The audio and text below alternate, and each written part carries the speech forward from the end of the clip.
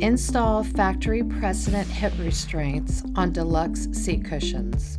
To install the factory Precedent hip restraints on a deluxe front seat cushion, simply transfer the factory hip restraints and hardware from the factory car. Note the diagonal position of the installation holes in the seat cushion base. Then use the saved hardware to install the smaller driver's side hip restraint. The slope of the hip restraint always faces to the front of the car. Fasten the hardware tight, but not over tight. Repeat the process on the other side for the larger passenger side hip restraint. The deluxe seat cushion with factory hip restraints is now ready to place on the car.